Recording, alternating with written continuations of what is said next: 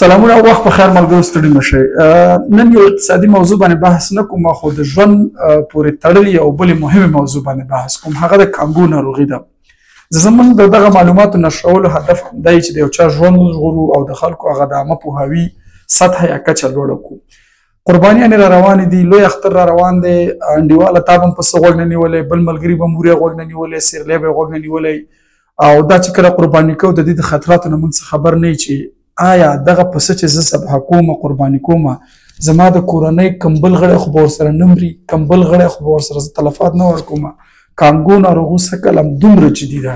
ګورئ اصل کې دغه کانګو ناروغي ده څه؟ دا کانګو ناروغي چې دا د سپږې غوندې یا تاسو ورته کنه وایئ یا ځینې خلک ورته چیچړ وایي، ډېر وړوکی یو حیوان دی چې دا د دې غوا د حیواناتو په پوټکي کې، په پسونو کې، په ورو کې، حتی دغه مرغان هم کولی شي دا ناروغي انتقال کړي، خو زیاتره په دغه حیواناتو کې دي. دا په دغه کې دا را پیدا کېږي په دغه کې او دا زرګونو کلونو نه دا دوام لري. خو د دې هغه اول میزبان چې دی د رشد هغه اول ځای چې دی همدغه کنه ده، که د سپږه ورته وایي او که ورږه ورڅه چې ورته وایي انډیواله یا چیچر چې ورته وایي دا په هغې کې. دویم میزبان د دې چې دی چې رشد پکې کوي هغه حیوان دی، هغه پسه دی، هغه غویي دی، هغه غوا ده، هغه میخه ده، هغه اوښ دی هغې کې. دریم میزبان چې د دې دی هغه تصادفي میزبان دی. او تصادفي میزبان انډیواله زه، ته، زما ورور، ستا ورور، کاکا زوی، ماما زوی او دی. ګورې زه په دغه کانګو باندې نن خبرې ځکه کوم چې دا ډېره یو چټله، ډېره یو ژوند ګواښونکې او ډېره تهدیدونکې ناروغي ده دغه کانګو.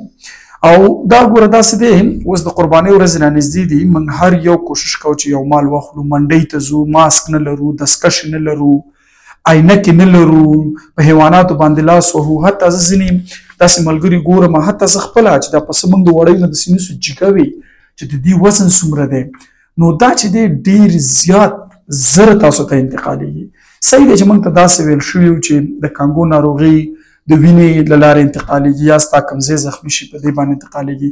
نو راځو مشخصا د دغې ناروغۍ چې کله یو انسان ته ولګېږي ته څنګه پوهېږې چې تا ته کانګو ناروغي راغلې. خو مخکې له دې چې تا ته کانګو ناروغي ولګېږي راځو په دې خبرې کوو چې څنګه ترې نه ځان وساتو یا پریونټیف میژرمنټس یا وقایوي اقدامات څنګه وکړو. اول کوشش وکړئ چې د حیواناتو سره ستاسو تماس کم واوسي، هغه ټچ نه کوي، هغه لمس نه کوي، ماشومان پرې نه دی چې په هغې باندې کښېني. دغه ورږه یا کنه یا سپږه یا هر څه چې دی کیدای شي امکان ولري چې دا وچیچي او هغې کې الریډي دا وایرس شته. نو تماس تاسو ډسټنس یا ستاسو ټچ کول د حیواناتو نه ځان لرې ساتئ، دا یوه خبره ده. دویم په خلاص لاس باندې ذبح کول. ګورئ تاسو تا خدای رښتیا ووایاست چې تاسو کله تر اوسه ذبح کړې دستکش م اچولې ده؟ نه. قصاب هم لیدلی چې دستکش یې اچولي؟ نه. نو په خلاص لاس باندې ذبح کول یا حلاله کول چې دی دا وایرس انتقالوي. بل ګورئ ما مخکې ویل دغه چیچړو سپږونه دی دې نه ځان ساتئ او دا مه ټچ کوئ چې تاسو یې په لاس راواخلئ که چېرته یې وګورئ. بل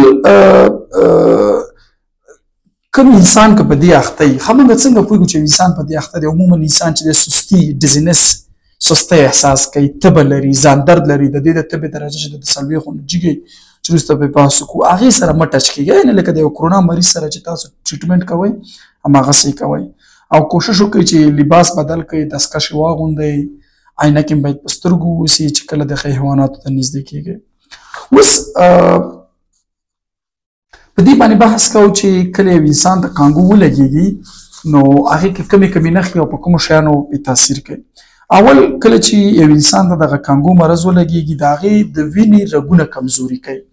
د وینې رګونه کمزوري کول څه معنا؟ یا به د وینې نه وینه به بیرونی راځي، ستا د سپږمو نه به راځي، ستا د سترګو نه به راځي، ستاسو د مقعد نه به راځي، د بل ځای نه به وینه راځي. یا به انټرنل بلیډینګ کېږي، ستاسو د بدن داخل رګ به یې دومره کمزوری کړی چې رګ به شکېږي، وینه به بدن کې انتشار کوي.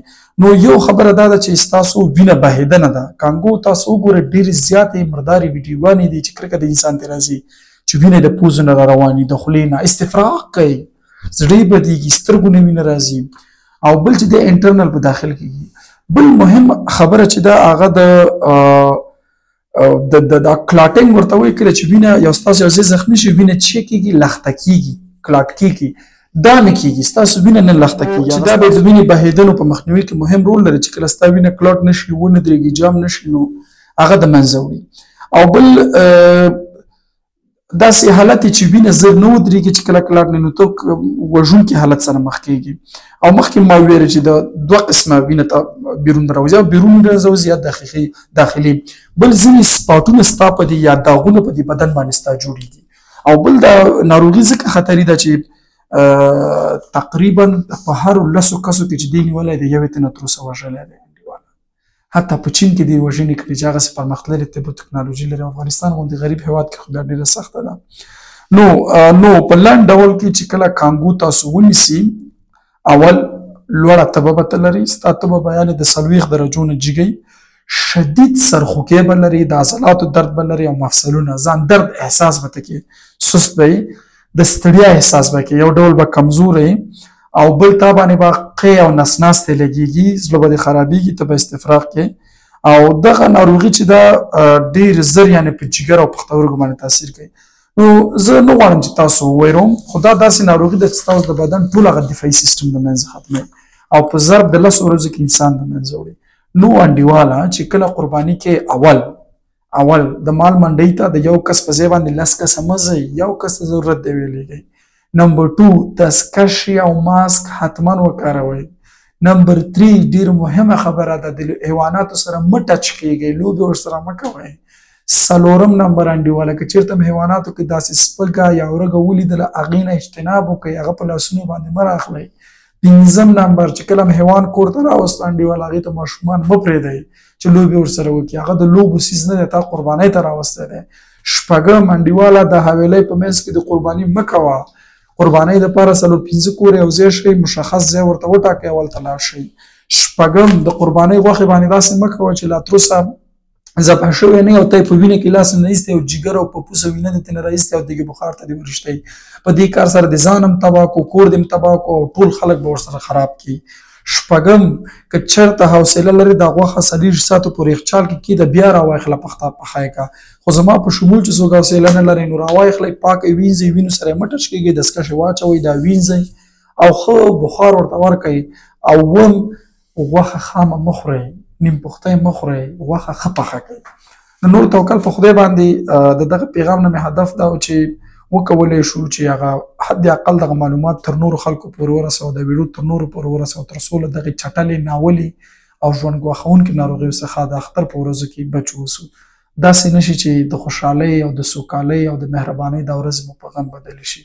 الله هم له غمونو په امان لره، خدای هم خوشحاله